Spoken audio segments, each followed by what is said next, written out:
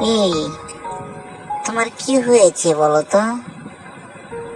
Office থেকে আসো, সারাদিন আমি একা বাসায় থাকি, আবার দেখি অফিস থেকে আসার পরপরই তুমি টিভিতে শুধু খবরই দেখো, খবরই দেখো।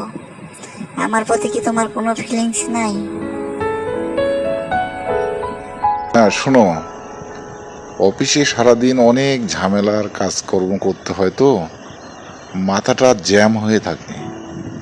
তো বাসায় এসে একটু টিভির খবর বিনোদন নিলে ব্রেনটা একটু পরিষ্কার হয়, মাথাটা একটু পাতলা হয়। আর কে বলেছে তোমাকে আমি